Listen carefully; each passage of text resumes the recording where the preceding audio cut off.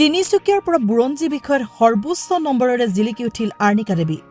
আজি ঘোষণা কৰা উচ্চতৰ মাধ্যমিক পৰীক্ষাৰ ফলাফলৰ কলা শাখাত তিনিচুকীয়াৰ চেনাইৰাম উচ্চতৰ মাধ্যমিক বিদ্যালয়ৰ পৰা আৰ্ণিকা দেৱীয়ে বুৰঞ্জী বিষয়ত ৯৯ নম্বৰেৰে অসমৰ ভিতৰতে সৰ্বোচ্চ নম্বৰ পাবলৈ সক্ষম হয়।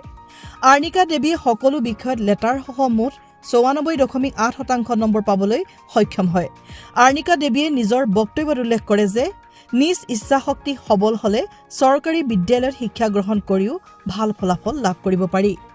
তিনিচুকীয়াৰ পৰা অজয় শৰ্মাৰ প্ৰতিবেদন।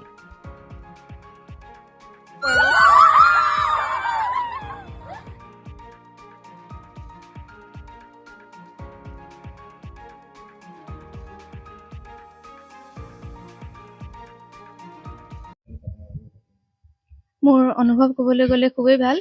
আচলতে চৰকাৰী বা ব্যক্তিগত বিদ্যালয় বুলি কোনো কথা নাথাকে। আমি কিদৰে আমি লৈছো, এজন শিক্ষকৰ পৰা আমি জ্ঞানখিনি কিদৰে আহৰণ কৰিছো, সেইখিনি কিদৰে আমি ফলপ্ৰসূভাৱে ব্যৱহাৰ কৰিছো, সেইখিনি আমাৰ নিজস্ব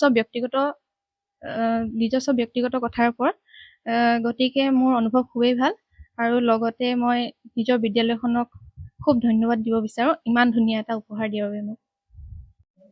হয়, মই মানে যিটো ভাবিছিলোঁ আৰু হয় ভবা নিচিনাই ৰিজাল্টটো কৰিবলৈ সক্ষম হৈছে।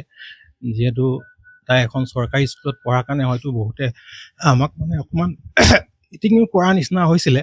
গতিকে মই সেইটো বিষয় লৈ তাক বহুত বুজাইছিলোঁ আৰু বুজোৱাৰ পিছত তাই সেইখিনি নিজেই পঢ়া শুনাত অকণমান মনোযোগ দি আজি এই ৰিজাল্ট কৰিবলৈ সক্ষম হৈছে।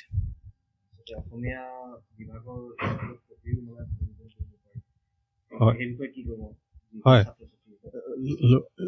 ল'ৰা ছোৱালীৰ যদি নিজৰ থাকে, নিজৰ যদি ইচ্ছা থাকে, তেতিয়া নিজেও যে চৰকাৰী স্কুল বুলিয়ে নহয়, নিজৰ হেৰিটো থাকিলে যিকোনো স্কুলৰ পৰাই পঢ়ি ধুনীয়া ৰিজাল্ট কৰি ওলাই যাব পাৰে।